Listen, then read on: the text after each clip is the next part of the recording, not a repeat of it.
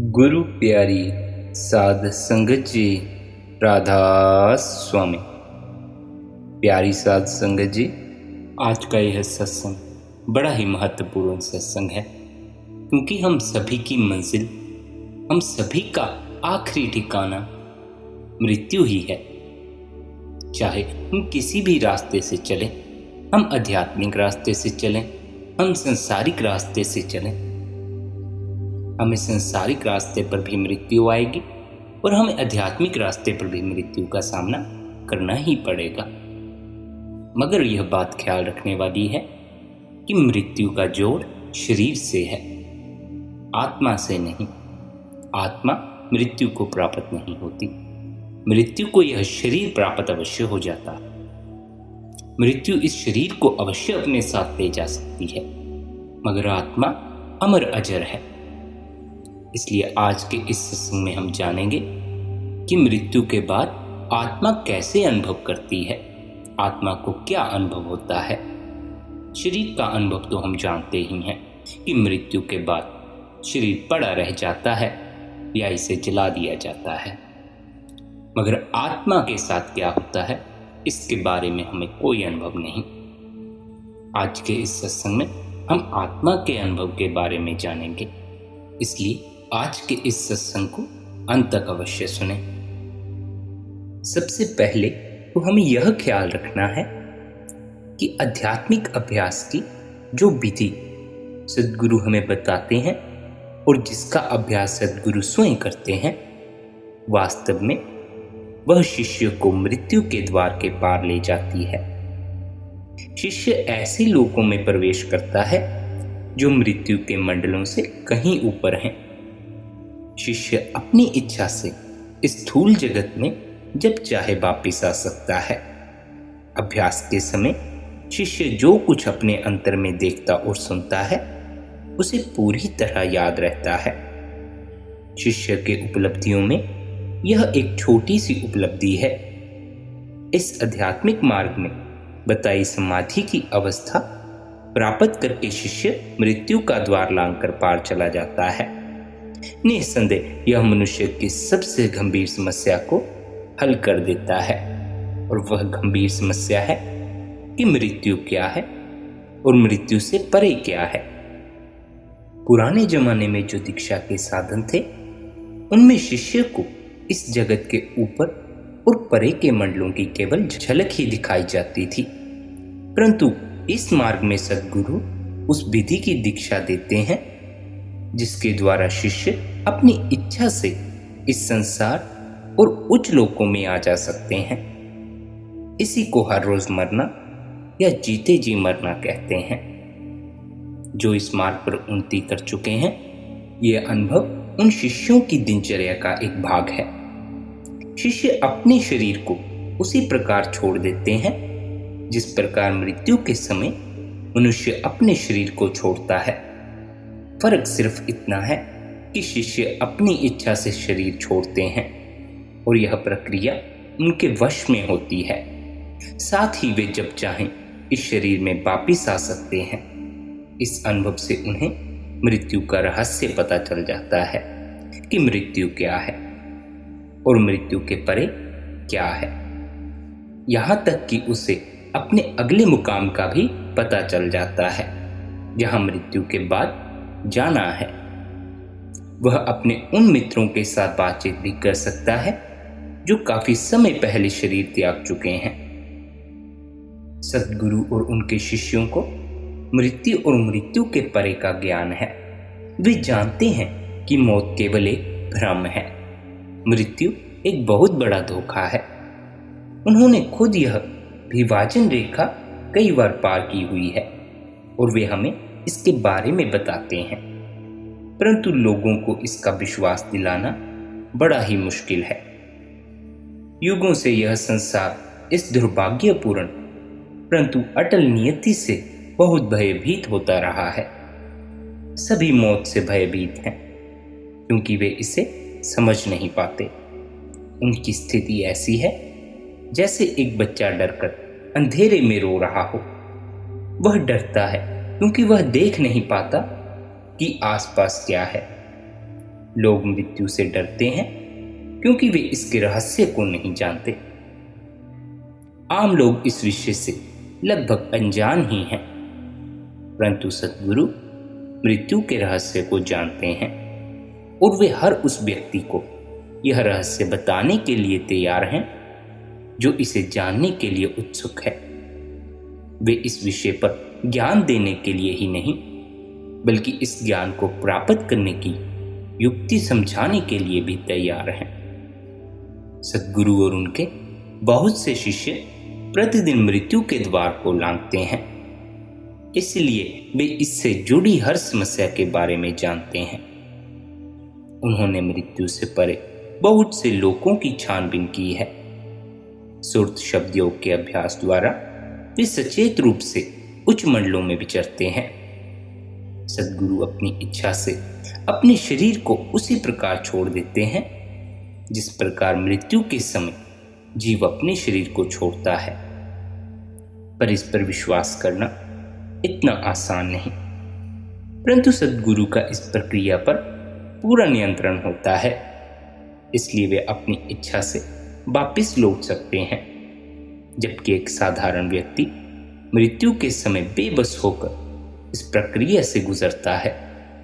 सद्गुरु को ये सभी अनुभव चेतन अवस्था में होते हैं, इसलिए जब वे वापस शरीर में लौटते हैं तो उन्हें सब कुछ पूरी तरह याद होता है।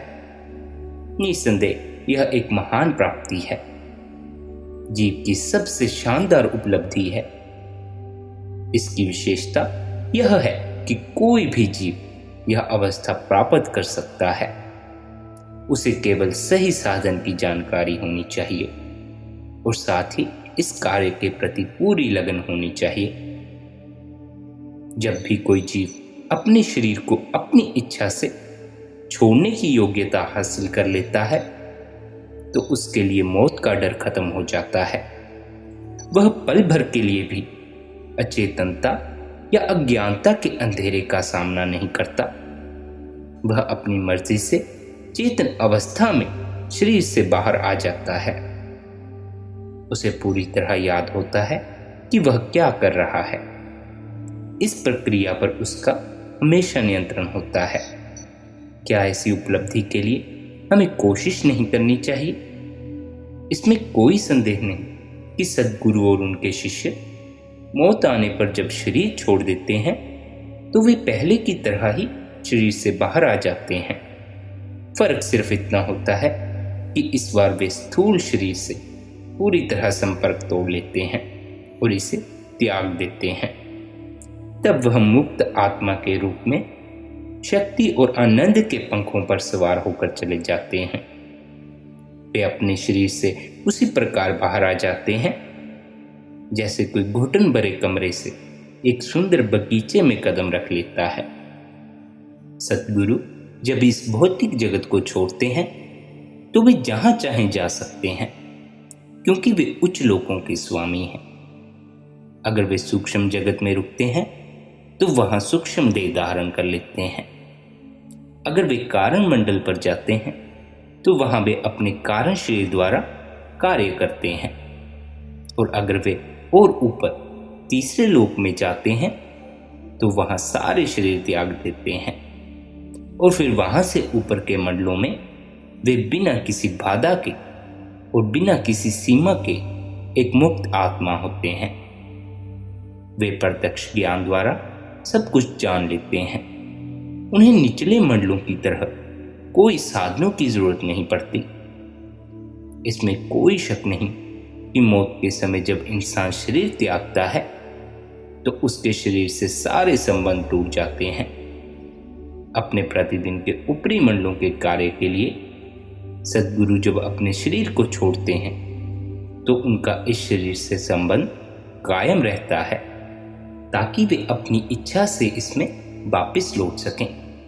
बाइबल में इस संपर्क को सिल्वर कोड कहा गया है।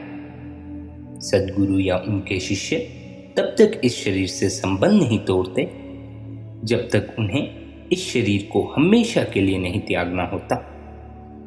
उस समय वे अपनी इच्छा से सिल्वर कोड तोड़ देते हैं और पूर्ण मुक्त अवस्था प्राप्त कर लेते हैं। यही है वह भयानक घटना जिसे लोग मृत्यु कहते हैं।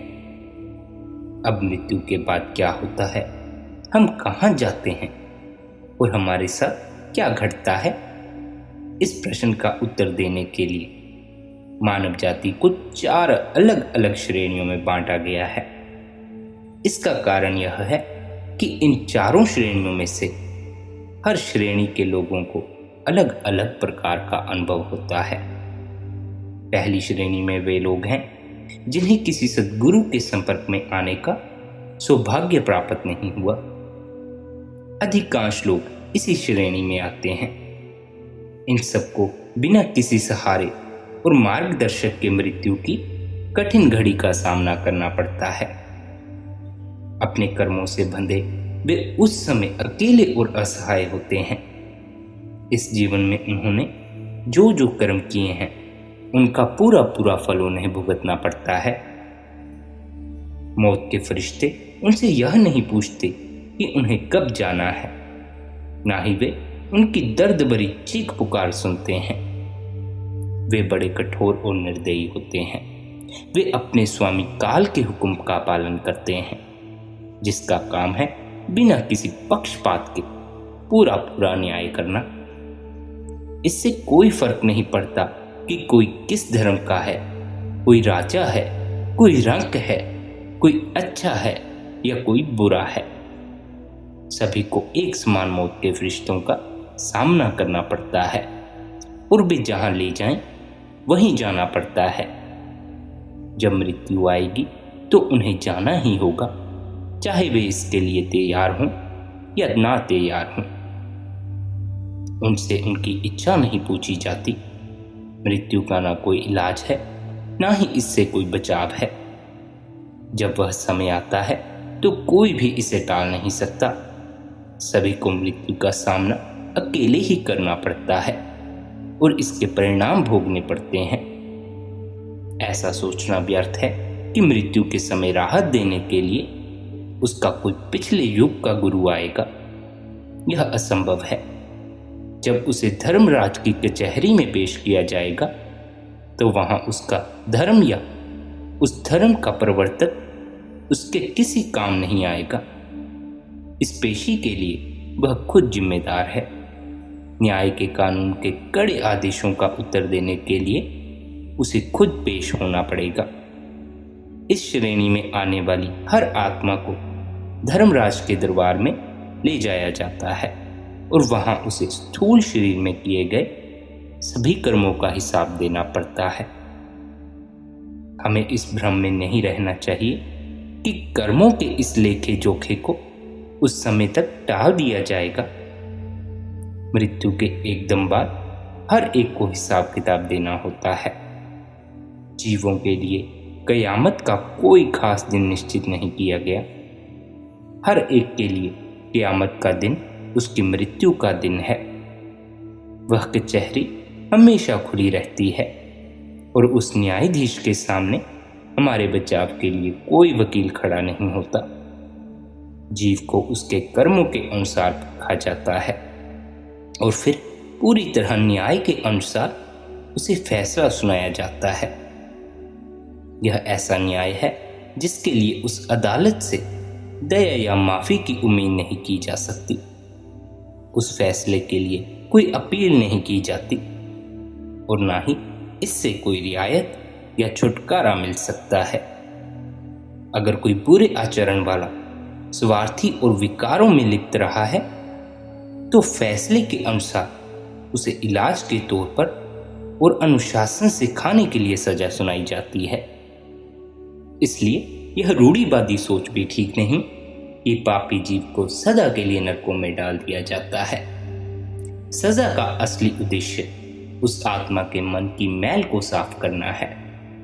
जिसे सजा दी जाती है वह मनुष्य उस फैसले से पूरी तरह सहमत होता है कि वह फैसला ठीक उसके कर्मों के मुताबिक है।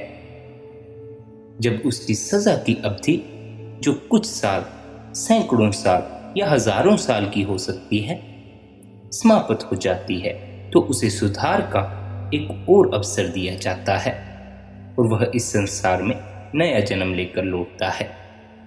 इस प्रकार अच्छे कर्म करने का उसे एक और अवसर मिलता है। सजा के तौर पर मिले कटु अनुभवों का गहरा प्रभाव उस पर बना रहता है और अपने नए जन्म में वह यह प्रभाव अपने साथ लाता है। हालांकि उसे उनकी याद नहीं रहती, परंतु वह अपने आप ही उस बुराई के रास्ते से दूर भागता है जिस पर चलकर उसने पहले दुख और कष्ट सहन किए थे। निश्चय ही वह अगले जीवन में अच्छे कर्म कमाएगा। अगर किसी ने अच्छा जीवन व्यतीत किया है तो उसे अच्छे वातावरण में भेजा जाता है, उसे स्वर्ग में भेजा जाएगा जहां वह अपने अच्छे कर्मों का फल भोगेगा। यूं भी कह सकते हैं कि जब तक उसे एक बार फिर इस संसार में नहीं भेजा जाता तब तक वह वहां आराम करता है, परंतु मनुष्य को वही मिलता है जो उसने कमाया होता है। देर सवेर उसे एक बार फिर इस पृथ्वी पर जन्म लेना पड़ेगा। अगर किसी ने बहुत नेक जीवन व्यतीत किया है तो उसके फलस्वरूप उसे आनंद के किसी मंडल में लंबे समय तक रहने का अवसर मिलता है। वहां रहते हुए वह इस पृथ्वी पर फिर से लौटने की प्रतीक्षा करता है। इस प्रकार वह लाखों या हजारों वर्षों तक किसी आनंद मंडल में रह सकता है, परंतु धीरे धीरे समय बीतने पर जब उसके कर्म फल समाप्त हो जाते हैं तो उसे आखिर फिर इस संसार में लौटना पड़ता है। हर कोई युगों युगों तक ऐसे ही जन्म मरण के चक्कर में घूमता है जब तक उसके अच्छे कर्म उसे एक देहधारी सद्गुरु की शरण में नहीं ले जाते। यह सारा वर्णन पहली श्रेणी का वर्णन है, उन आत्माओं का वर्णन है जिन्हें सद्गुरु का सौभाग्य प्राप्त नहीं होता। दूसरी श्रेणी उनकी है जिन्हें किसी देहधारी जीवी सद्गुरु से दीक्षा प्राप्त हुई है, परंतु जिन्होंने आध्यात्मिक अभ्यास नहीं किया। इनमें से कुछ ऐसे भी होंगे जो बुरे कर्मों में लिप्त रहे हैं, परिणाम स्वरूप उन्होंने इस मार्ग पर कोई उन्नति नहीं की है, फिर भी वे सद्गुरु के शिष्य हैं। मृत्यु के बाद इनके साथ क्या होता है? साधारण लोगों की तुलना में इनके अनुभव किस प्रकार से अलग हैं? यह एक अत्यंत महत्वपूर्ण अंतर है। मृत्यु के समय या इससे थोड़ा पहले सद्गुरु उन्हें दर्शन देते हैं, यानी सद्गुरु उनके सामने प्रकट हो जाते हैं और उन्हें बताते हैं कि उनका संसार त्यागने का समय आ गया है, उन्हें जाना होगा। वे इसके लिए खुशी खुशी तैयार हो जाते हैं। हमने किसी ऐसे व्यक्ति को नहीं देखा, न उसके बारे में सुना है जो अपनी मृत्यु के समय बिना किसी झिझक के सद्गुरु के साथ जाने के लिए खुशी खुशी तैयार ना हो।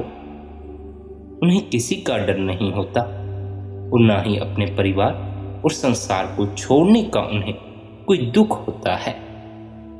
चाहे वे सद्गुरु से हजारों मील दूर रहते हों तो भी इससे कोई फर्क नहीं पड़ता। सद्गुरु उन्हें अपने साथ ले जाने के लिए वहीं प्रकट हो जाते हैं। वे अपने सूक्ष्म स्वरूप यानी नूरी स्वरूप में आते हैं। जैसे ही वे जीव स्थूल शरीर छोड़ते हैं, सद्गुरु उन्हें उस मंडल में स्वयं लेकर जाते हैं जो उन्होंने अर्जित किया है। फिर उन्हें ऐसी जगह रखा जाता है जहां वे सद्गुरु के निरीक्षण में उन्नति कर सकें। अगर उनके कर्म बहुत भारी हैं तो सद्गुरु जो उचित समझते हैं स्वयं ही उनके लिए सजा तय कर देते हैं या फिर उन्हें अनुशासन में रखते हैं। वे तब तक सुधार केंद्र में रहते हैं जब तक वे उच्च मंडलों में जाने लायक नहीं हो जाते, परंतु यह निश्चित है कि सच्चे सद्गुरु के शिष्य को धर्मराज की कचहरी में कभी नहीं जाना पड़ता और ना ही मृत्यु के समय उसे मौत के फरिश्ते लेने आते हैं। मौत के फरिश्ते सच्चे सद्गुरु के शिष्य के निकट नहीं आ सकते। उनकी देखरेख के लिए सच्चा सद्गुरु स्वयं वहां मौजूद होता है। सद्गुरु का हर स्थिति में पूरा नियंत्रण रहता है। उनसे ऊपर कोई ताकत नहीं है।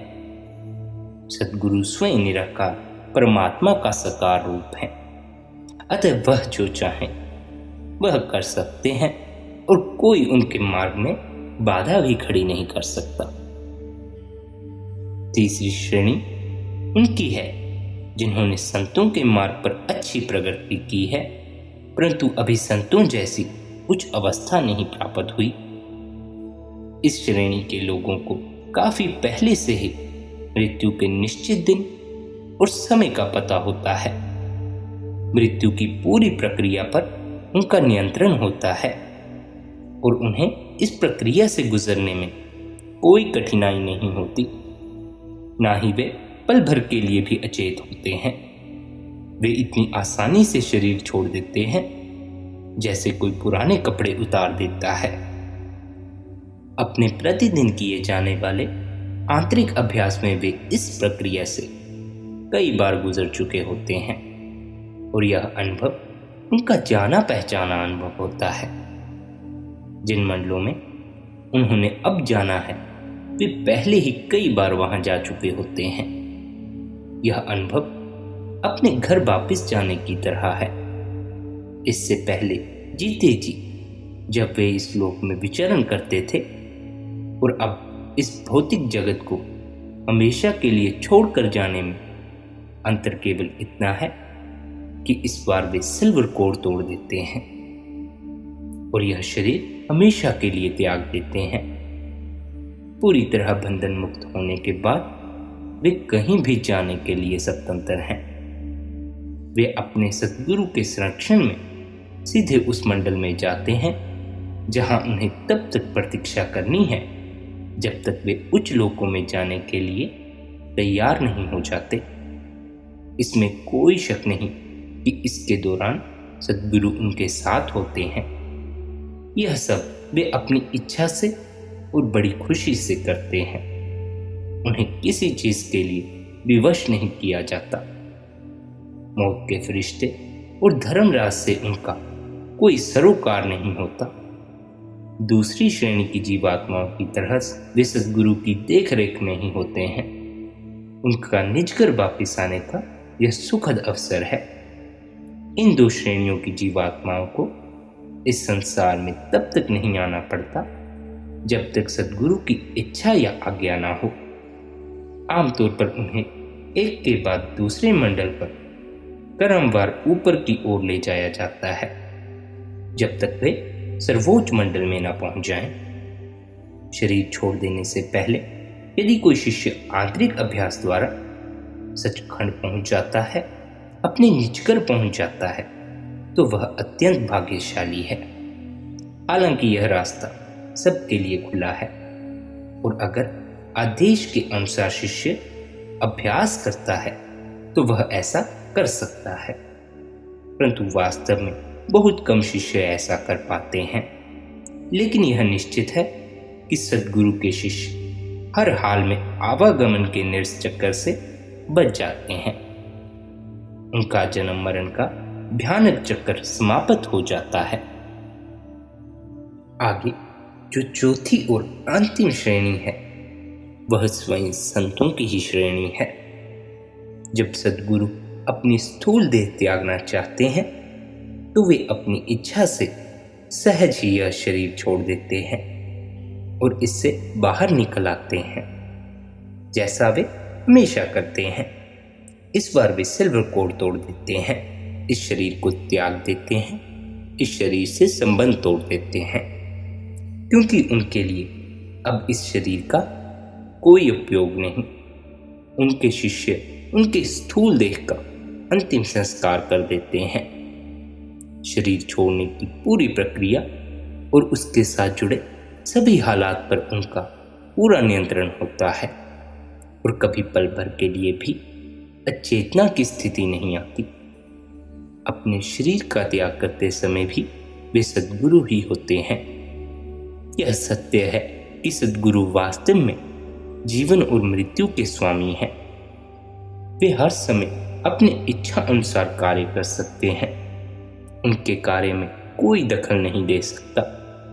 अपना शरीर त्यागने के बाद वे जड़ संसार से और निचले सूक्ष्म लोकों से ऊपर उठ जाते हैं और अपने कार्य और जिम्मेदारियों के अनुसार जहाँ उचित समझते हैं वहाँ निवास करते हैं। वहाँ वे परमपिता द्वारा सौंपे गए कार्यों की जिम्मेदारी संभालते हैं। यहाँ यह स्पष्ट करना जरूरी है कि आमतौर पर सद्गुरु आम इंसान जितनी लंबी उम्र ही भोगते हैं। वे इस संसार में प्रकृति के नियमों के अनुसार ही चलते हैं। हालांकि उनके पास संपूर्ण शक्तियां होती हैं और समय आने पर वे चाहें तो उनका पूरा इस्तेमाल भी कर सकते हैं, लेकिन वे प्रकृति के नियमों में दखल नहीं देते।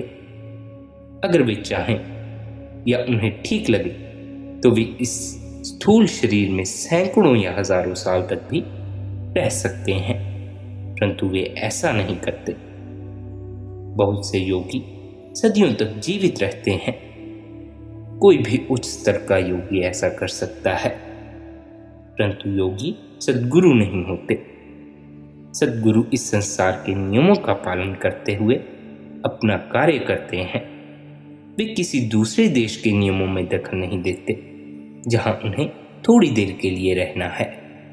उनका कार्य पूर्ण रूप से आध्यात्मिक है और वे किसी खास उद्देश्य से इस संसार में आते हैं और उसी उद्देश्य को पूरा करने के लिए कार्य भी करते हैं।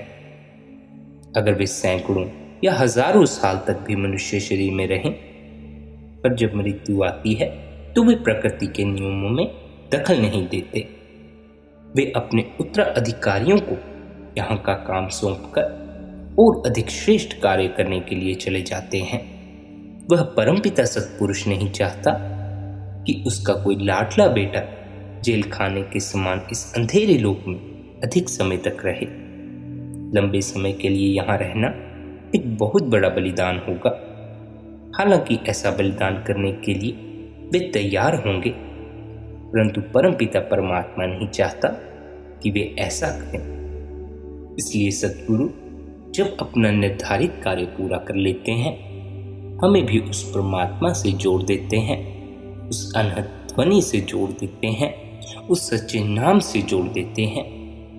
तो उसके बाद वे वापिस लौटकर उस परमात्मा में समा जाते हैं, अपने सच्चे घर सचखंड में लौट जाते हैं। राधा स्वामी जी।